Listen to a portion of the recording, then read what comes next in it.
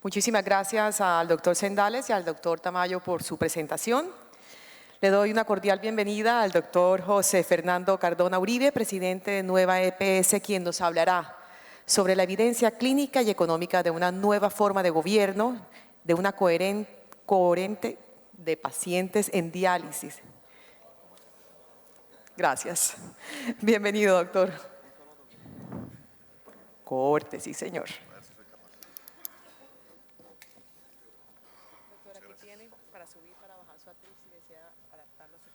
Ok, gracias.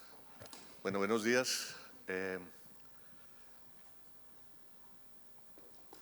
La mañana de los viernes siempre en este foro es un poquito desierta, pero agradezco a quienes están aquí escuchando y tener la posibilidad de poderles compartir como una experiencia que hemos tenido con el manejo de pacientes, de una corte de pacientes en diálisis que de alguna manera nos ha generado unos aprendizajes muy importantes que quisiera compartir. Mi presentación va a estar como en tres momentos. Un primer momento tratarles como de dar un contexto, un segundo momento como contarles de modelo y después los resultados. Esta es nueva EPS en este momento, 4.126.000 afiliados, con 3 millones en el contributivo y 1 millón en el subsidiado. Hemos venido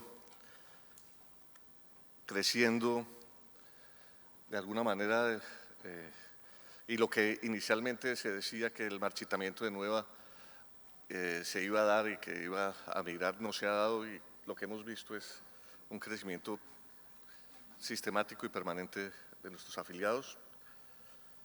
Pero, como ayer se expresaba, en temas de envejecimiento y las condiciones de la población en Colombia, en Nueva, lo que va a vivir Colombia dentro de 30 años es Nueva EPS hoy. O sea, mientras nos mostraban anteriormente en Salud Total su pirámide poblacional, donde alrededor del 26% es, el 26 al 30% es una población mayor de 45 años, nosotros tenemos el 56% mayor de 45 años.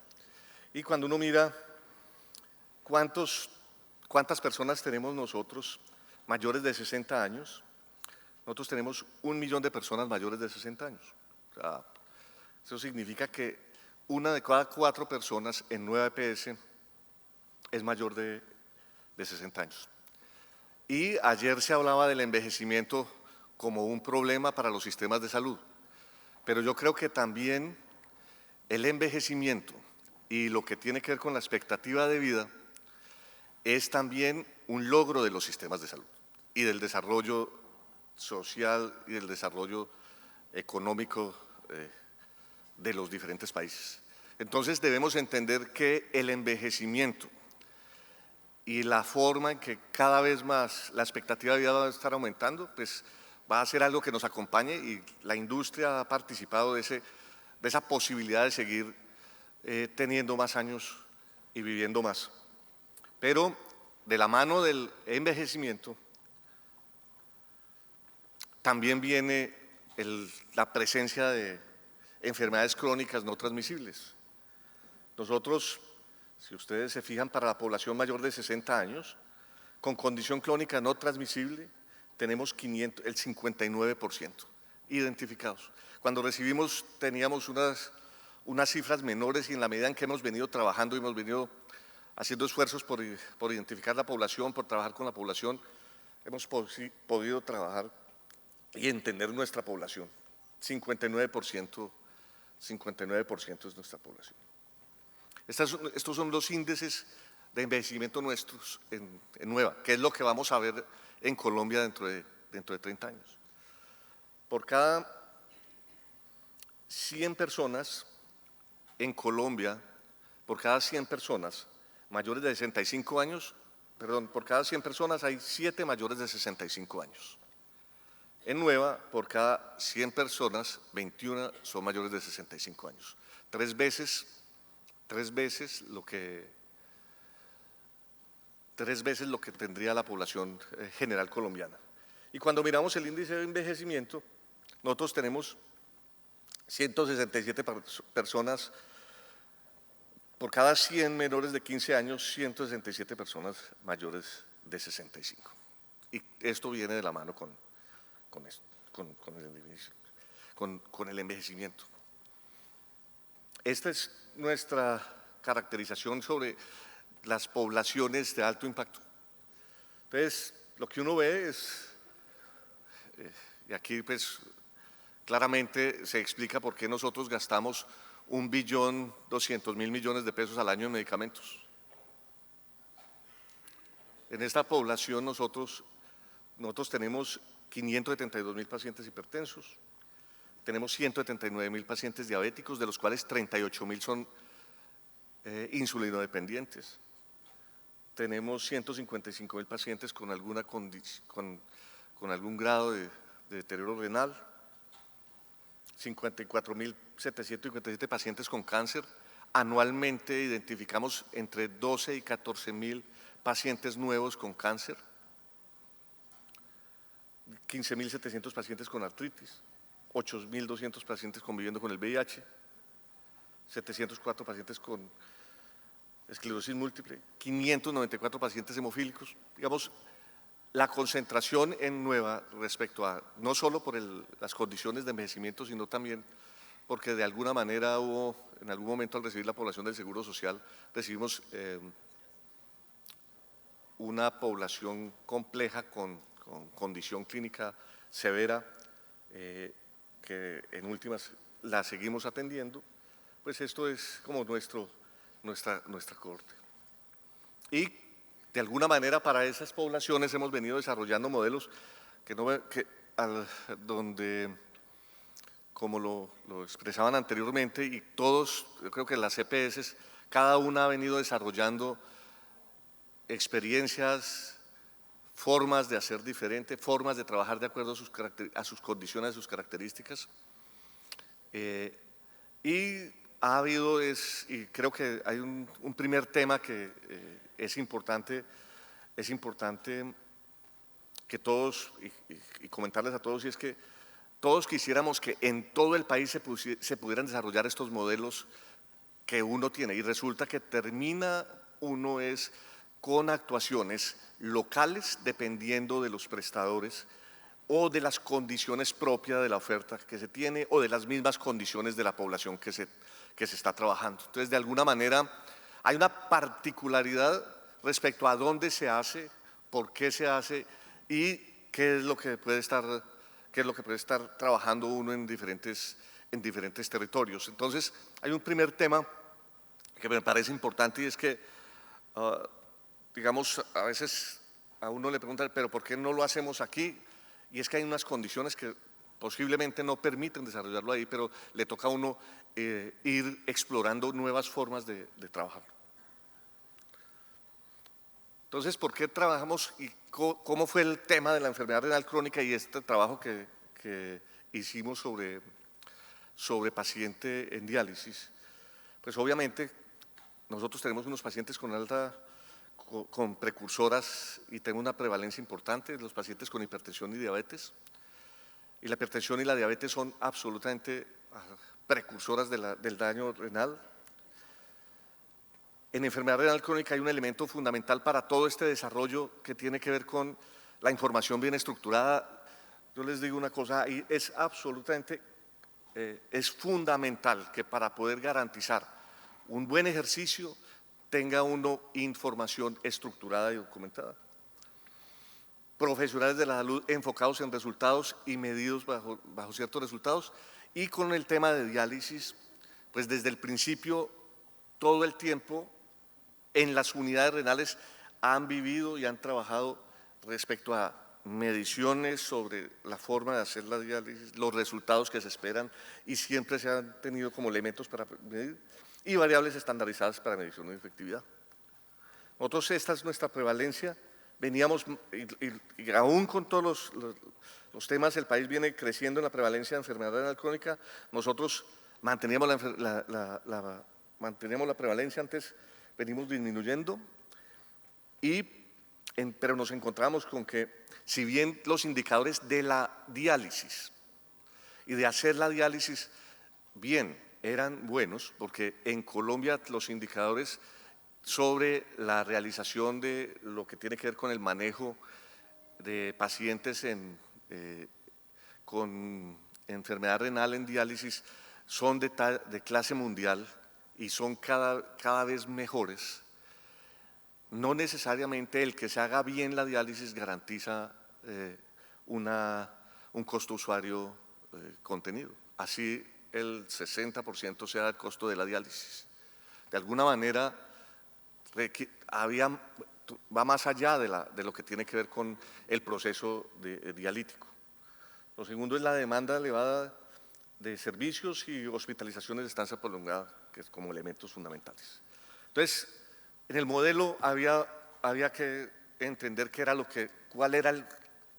lo que uno rompe o cuál es el asunto que cambia, porque había que cambiar y pensar cómo cambiar. ¿Y cómo es el tema del cambio? Es entender que la enfermedad renal crónica en fase de diálisis no es igual a unidad renal, y superar el tema y entender lo que va más allá de la unidad renal. Así en la unidad renal se haga perfecto y los indicadores sean los mejores del mundo, porque en las unidades renales en Colombia los resultados son muy buenos comparativamente con cualquiera. Se hace muy bien la terapia dialítica, se ha mejorado y se optimiza cada vez más la terapia dialítica, pero había que romper ese asunto de dónde entonces, si se hace también la terapia dialítica, cómo romper este asunto. Y entonces, claramente, la ruptura está en cómo el paciente que va 3 veces a la semana a un sitio donde se ve por el personal de salud, lo vemos de otra manera. Y comenzamos a trabajar de manera tal que entendíamos que había unas necesidades en el tema ambulatorio, en la atención ambulatoria, unas necesidades cuando el paciente requería su hospitalización o cuando teníamos el tema domiciliario. Y el otro tema tiene que ver con el manejo de la familia y la autogestión que puede desarrollar la familia. Y entonces, el aprendizaje más importante de este tema es desde dónde gobernamos este asunto. Y aquí es el núcleo de este tema, y creo que Juan Gabriel lo manifestó muy bien cuando decía que los clínicos deberían entender el asunto. Entonces, el primer elemento es, uno puede coordinar, puede decidir que le pone una persona que coordine, que esté pendiente de los pacientes y que lo oriente a dónde se maneja, a dónde se lleva, cómo se autoriza, etcétera.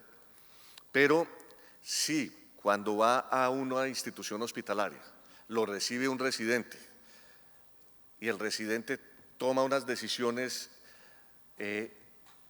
o lo recibe un interno y el interno toma unas decisiones y no hay quien, desde alguien que esté pendiente de bajo qué condiciones está tomando las decisiones esa persona, termina uno generando más costo, más estancias y es menos eficiente en el manejo.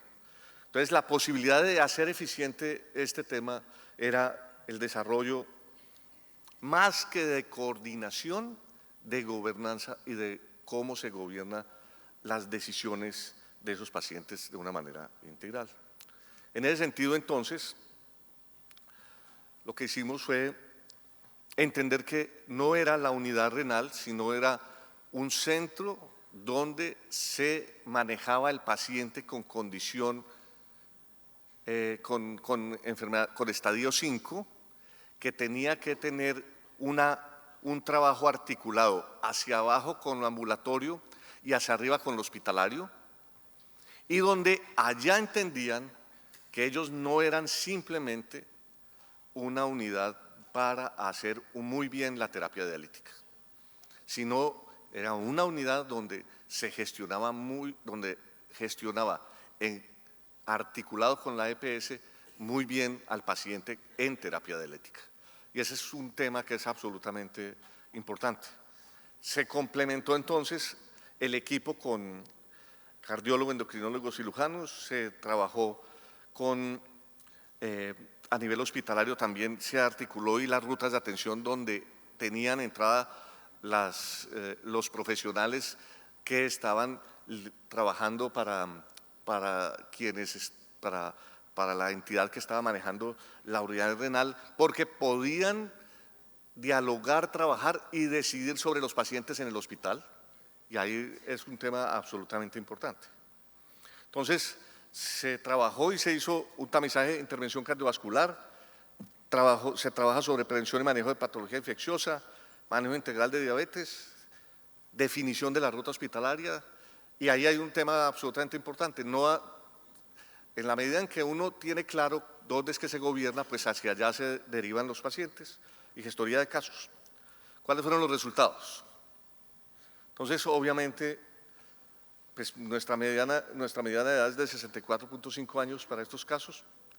Ya nosotros tenemos pacientes que en el mundo, pues el promedio de sobrevida viene aumentando, y estos pacientes también. El 41% tiene diabetes, son como causa del daño renal, absolutamente, la diabetes como algo fundamental. La hipertensión arterial, el 25%, 22% con enfermedad arterial periférica y con riesgo cardiovascular confirmado, el 33.5%.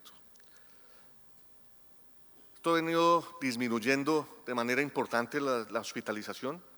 Los días ahorrados son 6.172 días a la fecha.